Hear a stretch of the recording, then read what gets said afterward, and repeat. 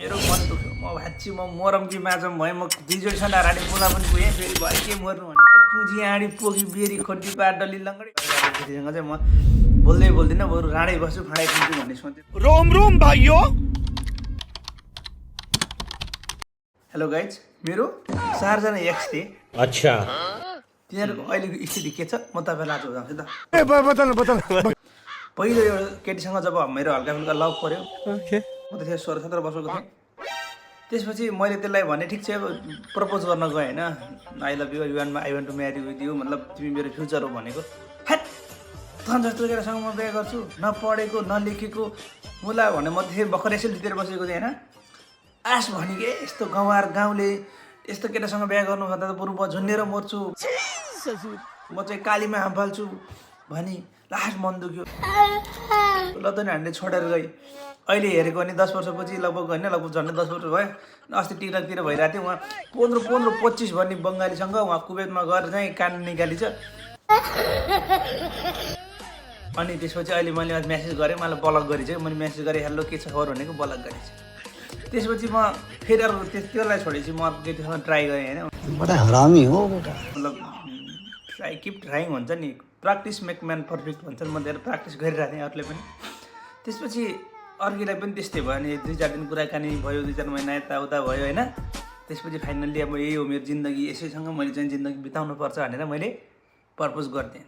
That यस्तो कालो यस्तो दारा निस्किएको यस्तो केटासँग बिहा गर्छु, म त एउटा ह्यान्डसम केटासँग बिहा गर्छु, यस्तो राम्रो हट एन्ड होइन क्युट बडी छ, म तसँग बिहा गर्न जन्मेको, भगवान् मलाई तसँग बिहा गर्न जन्माएको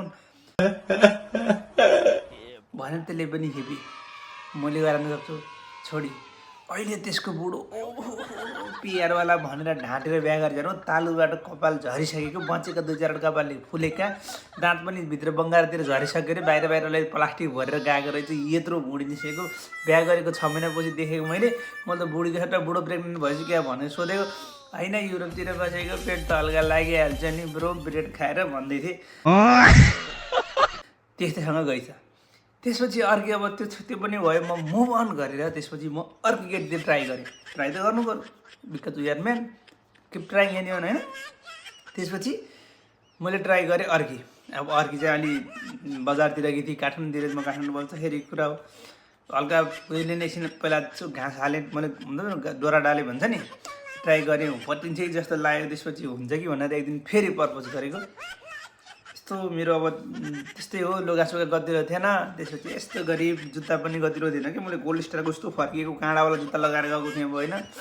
त्यसपछि यस्तो न स्टाइल छ न पैसा छ, न तँले कहिले मलाई चाहिँ बाहिर घुमाउनु लैजान सक्छस्, न त तैँले मलाई चाहिँ सपिङ गराउन मलहरूतिर लैजान सक्छस्। यस्तो गरिबसँग बिहा गर्छु, तँसँग बिहा गर्नुभन्दा त बरु म ढुङ्गा बोक्रुसँग बिहा गर्छु के अरे।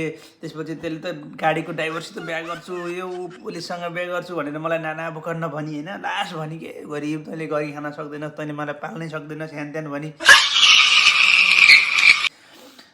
लास्ट मन दुखे छोडेर गई। मायाभुली त्यो नेपाल जाँदाखेरि देखेको त हातभरि पैसा बोक्ने खलासीसँग गइछ, बल्ल खाएँ मायाभुली।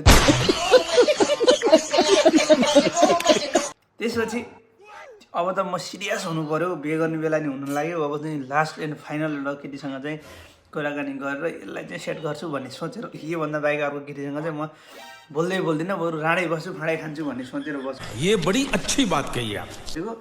लास्ट एउटा केटीसँग पनि 2-4 महिना कुराकानी गरेँ, त्यसलाई त अलिअलि मैले खर्च पनि गरेँ, लुगाहरूले गतिलो लगाउनु थालेँ, यताउता गरेँ होइन। सायद अब पहिलाको गल्तीबाट सिकेर मैले चाहिँ केही गल्ती बाँकी राखिनँ हल्का फुल्का होइन। त्यसपछि त्यसलाई पनि एक दिन प्रपोज गरेको त, हेट मुला तँ जस्तो केटा त मैले छुट्टाको जुत्ता फेरे जस्तो फेर्छु, यस्तोसँग बिहा गर्छु हेट, अब तिमी मसँग बोल्नु पनि नआइज, म त तँलाई साथी मात्रै भनेर बोलेको भनेर भनी मेरो मन दुख्यो। म भाँच्ची म मरम कि माझम भएँ, म 2 जोडीसँग राडी पुला पनि पुगेँ, फेरि भयो के मर्नु भनेर फर्केँ। तुमसे ना हो पाएगा। त्यसपछि मैले मुभ अन भइसकेको थिएँ। अस्ति टिकटक हेरेको, टिकटकमा त्यो केटीले त एउटा 10 वर्षपछि अब बिहा गर्न खोज्यो, कतै बिगिन होला होइन, कति गतिलो त थिइनँ कि। फेरि मैले रुचाएको केटी कस्तो गतिलो आफैजना गतिलो थिइनँ। अनि त्यसपछि टिकटकमा यसो देखेको त फरेकोमा आयो, के गीतमा टिकटक बनाइरहेछु भने सेम कास्ट भए पनि चल्छ, इन्टरकास्ट भए पनि चल्छ, टिकटक बनाएर क्याप्सनमा चाहिँ एउटा बुढीलेसम्म छोडेको भयो भने चल्छ भन्दै हालिरहेछ। त्यसले कुजी आँडी पोखी बेरी खोटी पार डल्ली लङ्गडी पाट भनेर मैले पनि ब्लक गरेर चाहिँ मलाई मेसेज गरेर कहिलेकाहीँ हेलो तिमी मलाई आज सम्झिन्छौ भन्छ सम्झिन्छु मैले त्यसलाई पाट आइन्दा मेरो फिल्डमा पनि आउँदिनँ अब त्यही भएर केटा हो कामयाबी बन बट म बनाएको छैन केटीको पछि नलाग धन्यवाद यदि तपाईँहरूले मेरो यो दुःख पीडा कहानी मन पऱ्यो भने म जस्तै अभागी टन्डा कपाली अरू केटाहरूलाई पनि सेयर गर्नु च्यानललाई सब्सक्राइब गर्नु सब्सक्राइब चाहिँ गर्नु के प्लिज अरू कुरो चाहिँ मलाई थाहा छैन बाँकी कुरा अर्को भिडियो बनाउँला सायद नदा